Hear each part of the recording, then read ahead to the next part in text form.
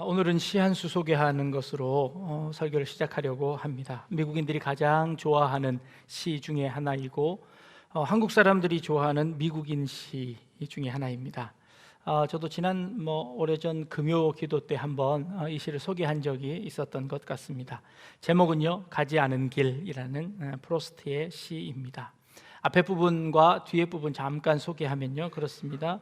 단풍 든 숲 속에 두 갈래 길이 있더군요. 몸이 하나니 두 길을 다 가볼 수는 없어. 나는 서운한 마음으로 한참 서서 잣나무 숲 속으로 접어든 한쪽 길을 끝 간데까지 바라보았습니다.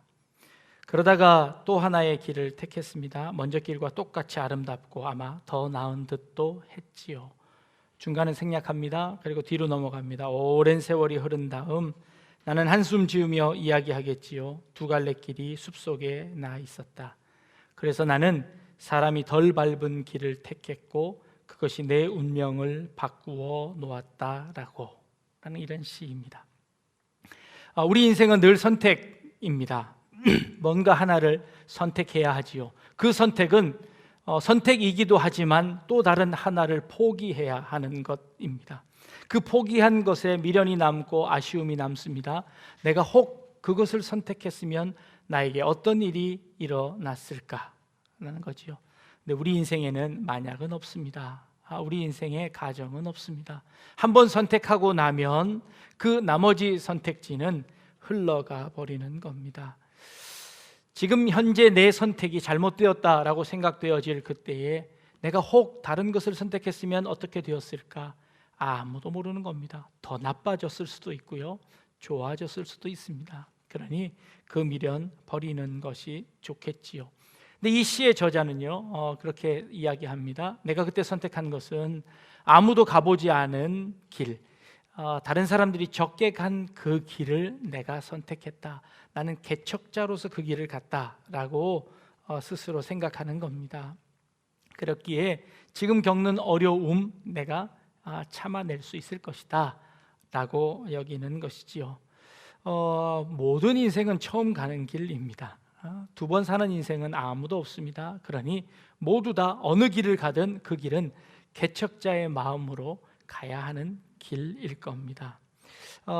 사람들이 좋아하는 구절이 마지막 그 구절입니다.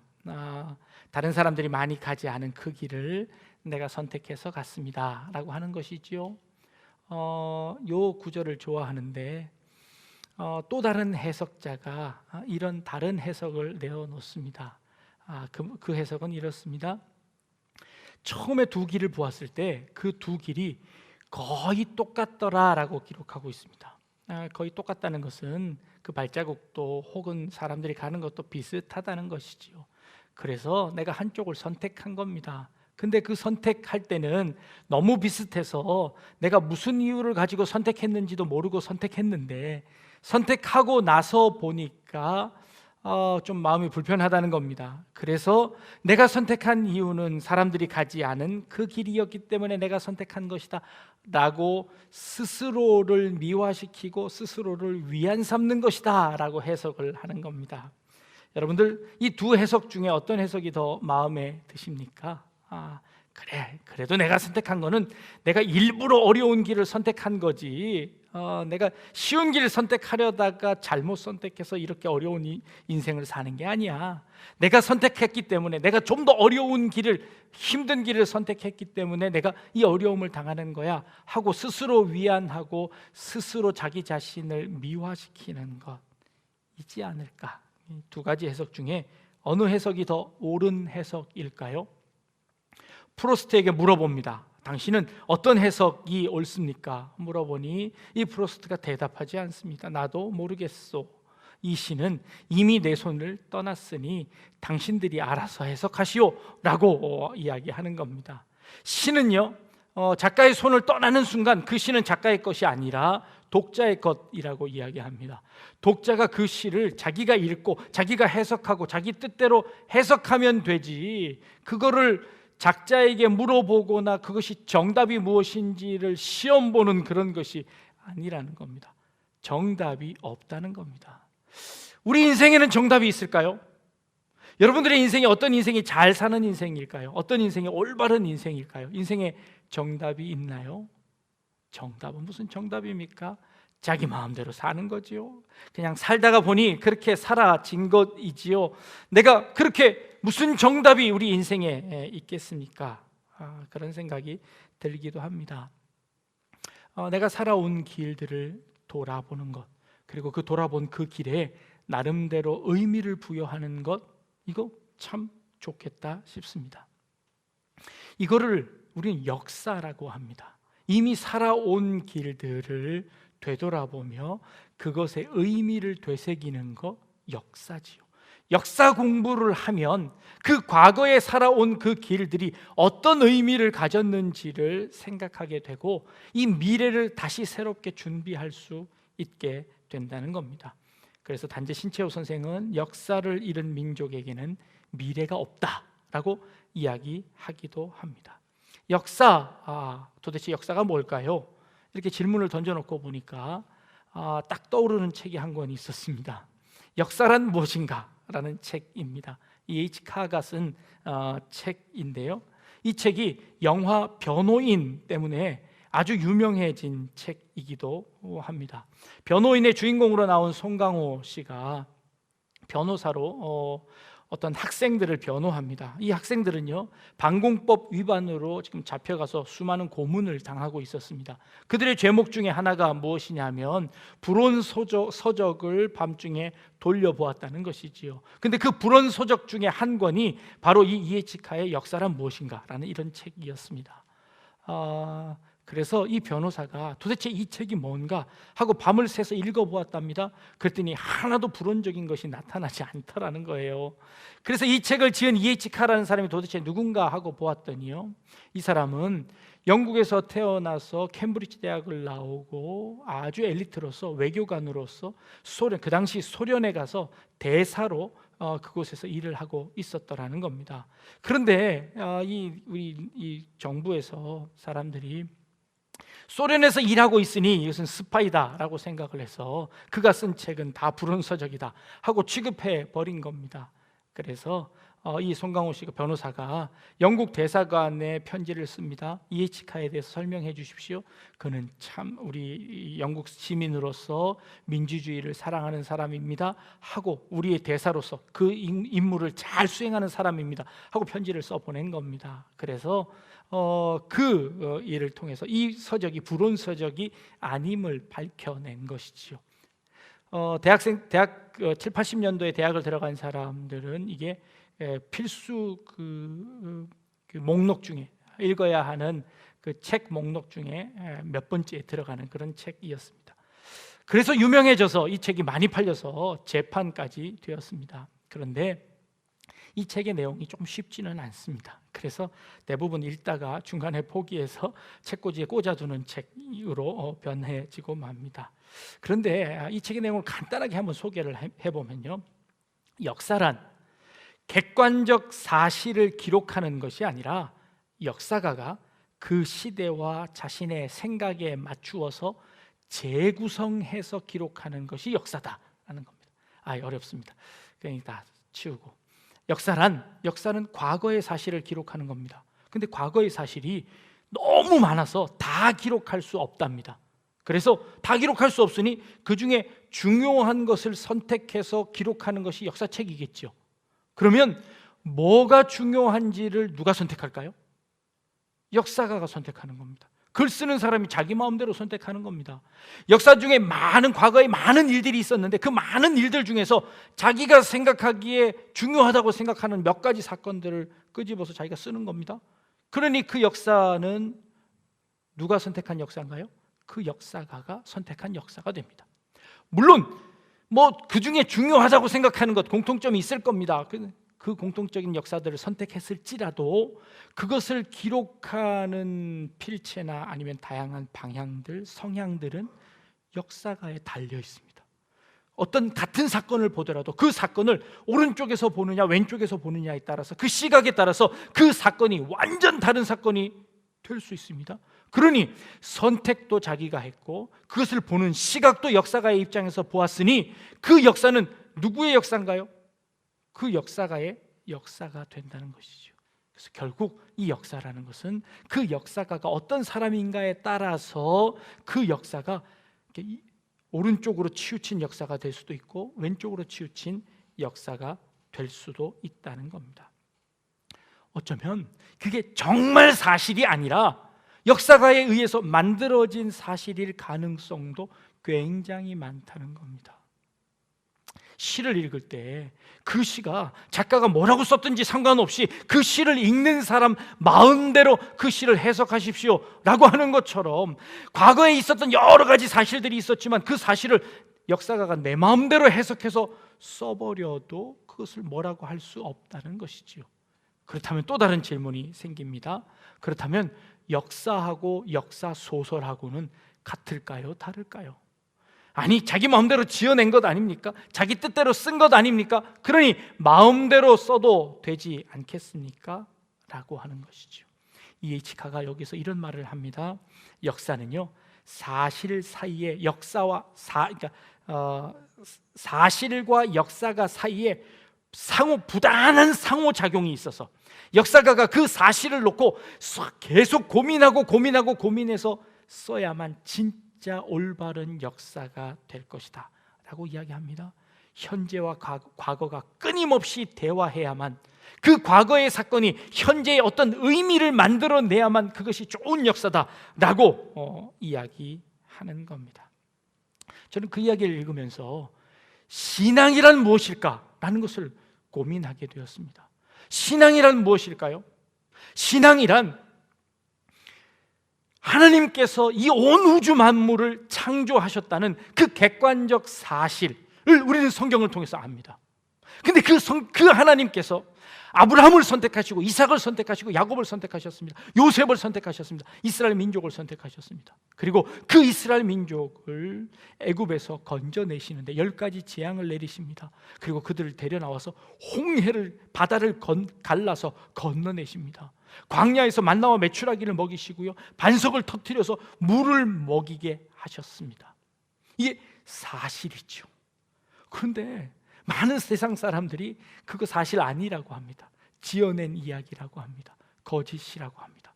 그렇다면 이 사실과 우리에 있는 이 믿음, 이 신앙과 역사와 도대체 어떤 관계가 있을까요?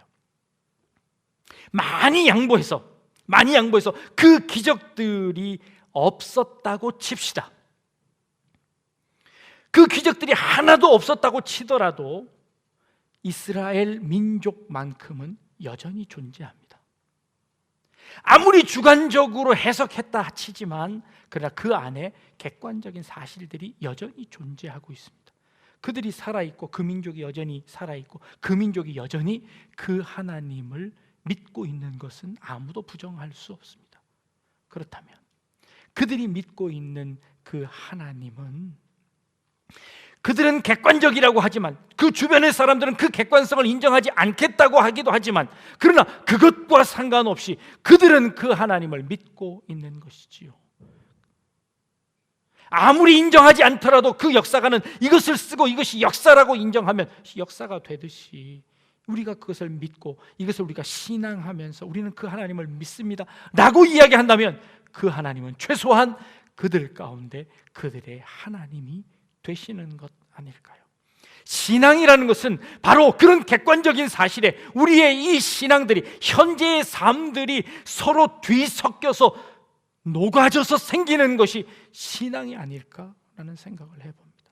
신앙에는요, 분명히 객관적인 사실도 있습니다. 그러나 그것뿐만 아니라 주관적인 사실도 있습니다. 하나님은요, 이스라엘의 하나님일 뿐만 아니라 지금 현재 나의 하나님이기도 하십니다. 그 하나님이 나를 만나시고 내 인생 가운데 섭리하셔서 내 인생을 지금까지 인도해 오셨습니다.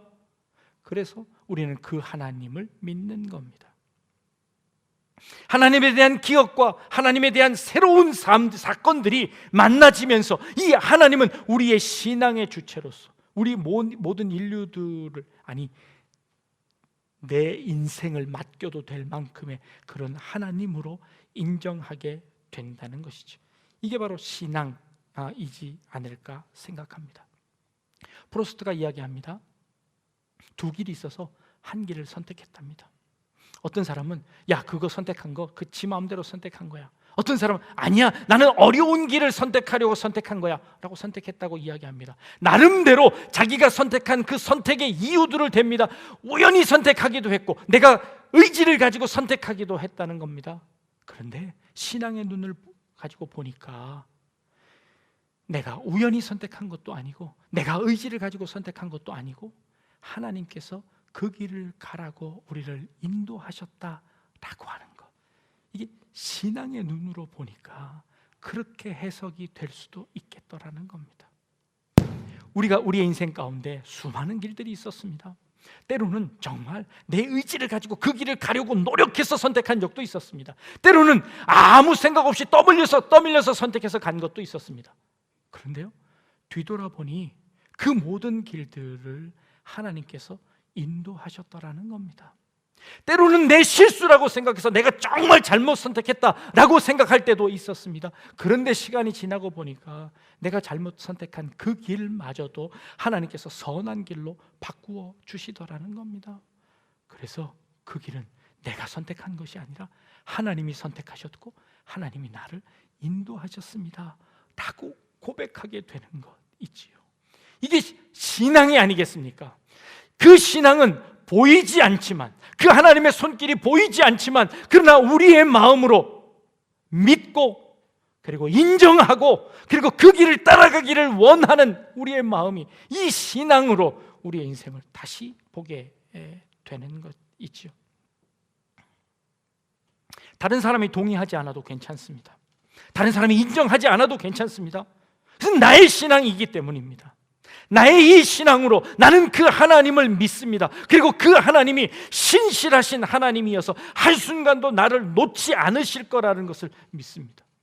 그래서 비록 내 삶이 지금 어렵더라도, 비록 내가 선택을 잘못해서 다른 길로 가고 있을지라도 두려워하지 않을 수 있는 것은 주께서 나와 함께 하신다는 것을 믿기 때문이죠. 코로나로 인해서 교회 예배가 지금 반토막이 났습니다.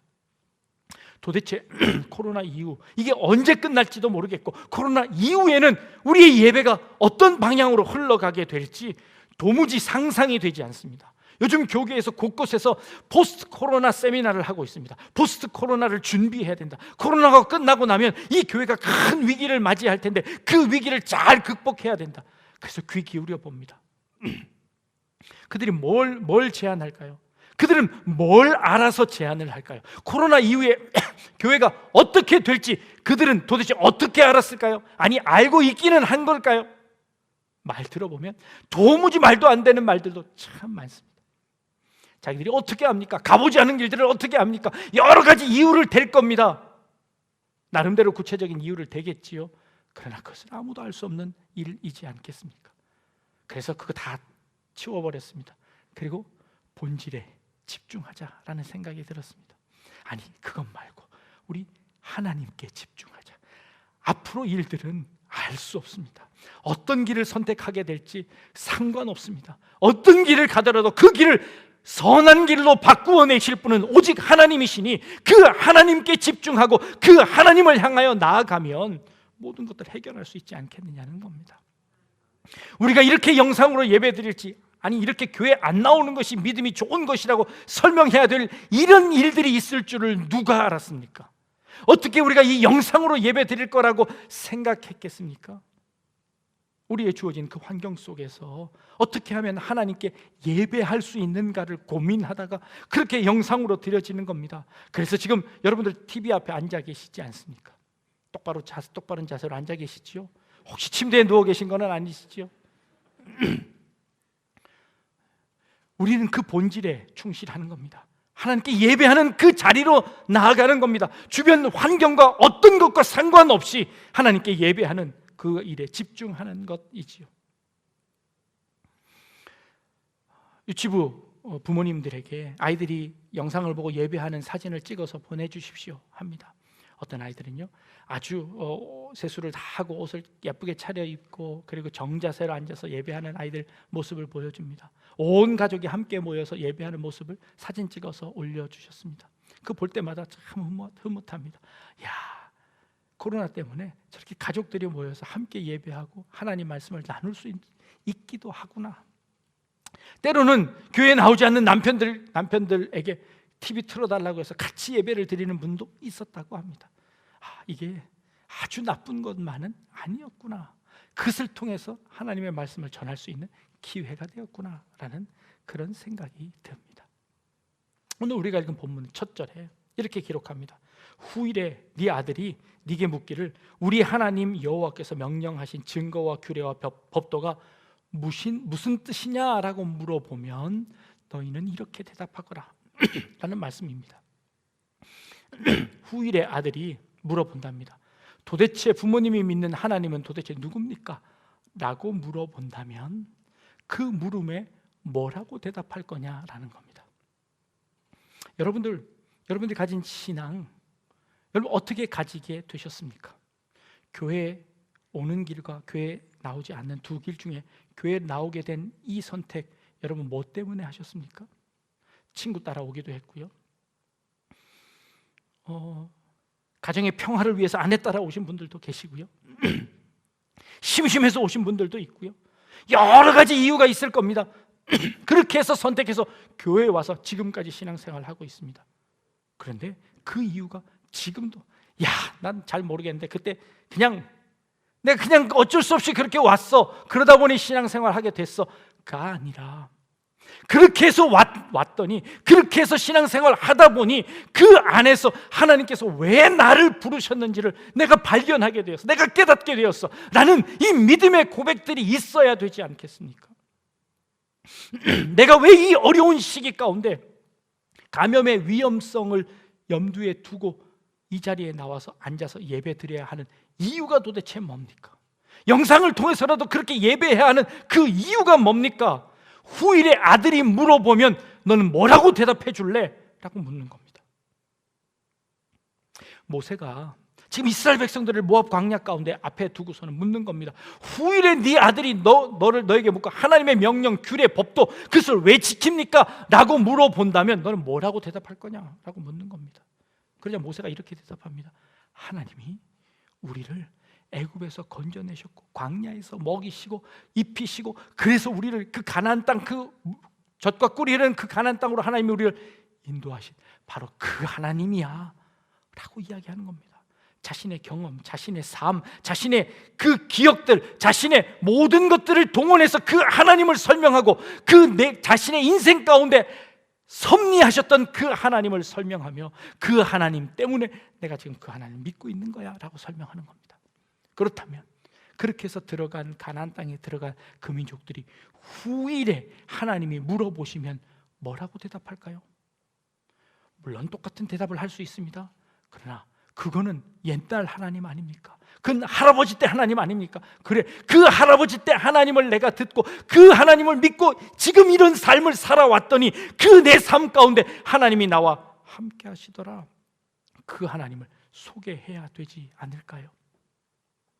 여러분들의 인생 역사 가운데, 여러분들의 삶을 걸어온 그 삶 가운데 두 갈래 길 가운데 내가 선택했던 그 길이 하나님께서 인도하신 길이었다라고 여러분들의 인생을 설명해야 되지 않을까요? 여러분들이 지금까지 살아온 그 인생에 대해서 여러분 나름대로 변명해야 되지 않을까요? 뭐라고 변명하시겠습니까? 유명한 사람들은요, 돌아가시고 나면 전기라는 걸 씁니다. 이 전기를 쓸 때는 그분들이 언제 태어나고 무슨 일을 했고 어떤 책을 쓰셨고 모든 자료들을 다 수집해다가 그 사람을 최대한 객관적으로 설명해서 쓰려고 합니다. 그런데 그 사람에 대한 자료가 그렇게 많지 않으면 어떻게 할까요? 전기 작가들이 온갖 상상을 동원해서 이 사람을 아름답게 미화시킵니다. 그래서 그 사람의 중요한 사건들을 막 도두어서 그 사람의 과거에도 어마어마한 일들을 기록하죠. 특히 대개 전기는요, 태몽을 이야기합니다. 그분이 태어날 때 하늘에서 별이 떨어지고 그분이 태어날 때 범이 그 어머니 몸속으로 팍 들어오고 그거 어떻게 알았을까요? 다 지어낸 거죠. 다 지어낸 거죠. 그런 전기 말고 여러분 스스로 쓰는 전기를 한번 기록해 보십시오. 여러분의 자서전입니다. 자서전은요, 무엇을 기반으로 해서 쓸까요? 자기의 기억을 기반으로 했었습니다. 자기가 살아온 일들을 기록해서 자서전을 기록합니다. 그 자서전 속에는요, 자신의 모든 감정이 들어가 있고요, 자신의 모든 기억들이 들어가 있습니다. 그것이 사실인지 아닌지 상관없습니다. 내가 기억하고 있는 나에 대해서 쓰는 겁니다. 현재 내가 생각하고 있는 나에 대해서 돌아보는 겁니다. 내 인생 가운데 내 인생이 어떻게 흘러왔는지를 여러분 스스로 한번 점검해 보시며 여러분 스스로 자서전을 한번 기록해 보십시오. 후일에 네 아들이 어떻게 살아왔냐고 묻는다면 그때 뭐라고 해야 할 대답들이 있어야 하지 않습니까? 그 대답을 정리해 보시라는 겁니다.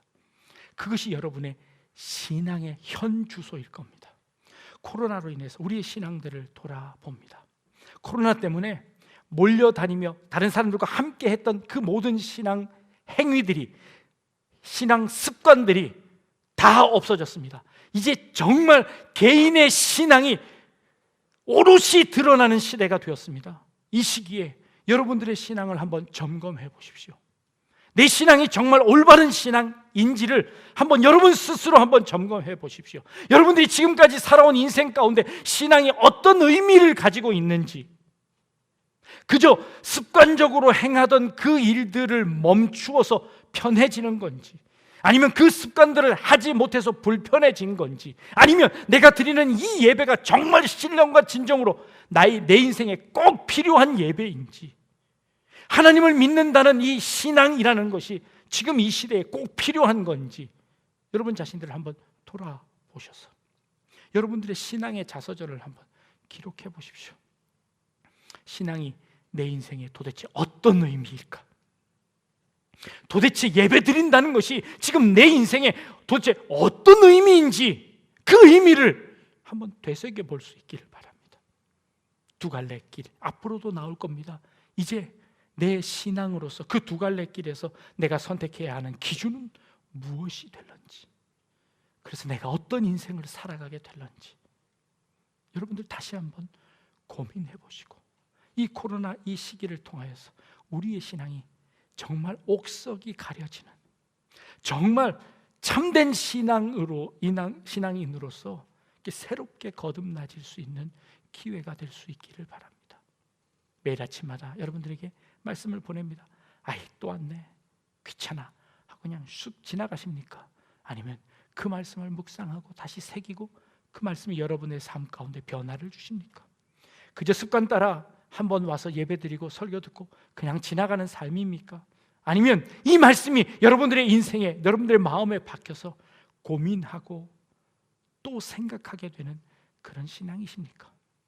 여러분 자신들을 다시 한번 돌이켜 보시며 여러분들의 신앙이 후일에 여러분들의 자녀들이 도대체 부모님에게 신앙은 무슨 의미입니까? 라고 묻는 그 질문에 여러분들이 자신 있게 대답할 수 있는 그런 우리 신앙인들 다 되실 수 있기를 주님의 이름으로 축복합니다.